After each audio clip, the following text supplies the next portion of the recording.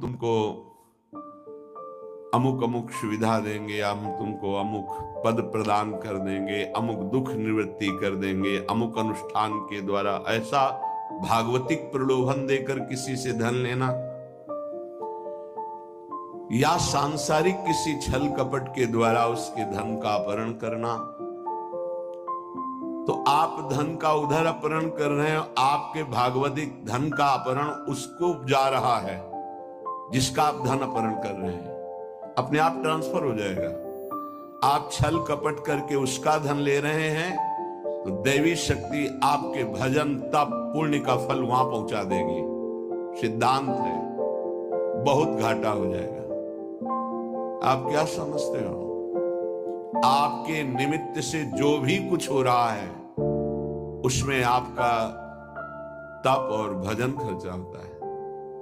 इसीलिए किसी भी बहाने से ये परधन का प्रतिग्रह या परधन की चोरी या परधन का अपहरण की भावना न रखे, चाहे धामवासी हो या धाम आश्रित हो।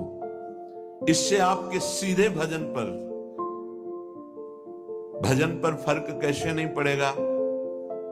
भावना है, प्रिया प्रीतम साथ चल रहे हैं, सखियां सामने संगीत बजा रहे हैं, तो हिसाब किताब प्रिया प्रीतम अपने पीछे उनकी सेवा में वो प्रार्थना कर रहे हैं, स्वीकृति हो रही, मेरी प्रियाजू की इच्छा, इसलिए कहीं कर्ता भाव नहीं, कहीं प्रतिग्रह का भाव नहीं, कहीं स्वीकृति भाव नहीं, कहीं अहम भाव नहीं।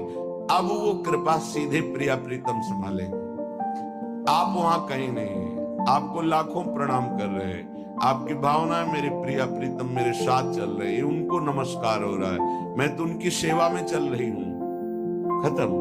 अगर मेरे को प्रणाम तो हिसाब उसका देना होगा। अगर प्रिया प्रीतम को प्रणाम हो, आप सेवा में आप केवल देख रहे हैं, वो हिसाब प्रिया प्रीतम, वो अमोघ आनंद समुद्र है, हर जीव का परम कल्याण एक निमिष मात्र में कर देने की सामर्थ्य हमारे प्रिया प्रीतम में है। निमिष कहते हैं पलक झपकने के समय को।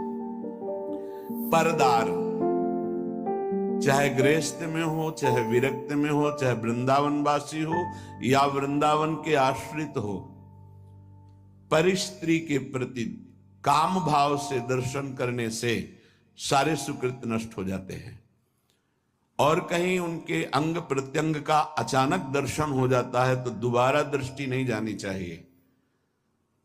अगर एक बार आपने देखा, दोबारा फिर काम भाव से देख लिया तो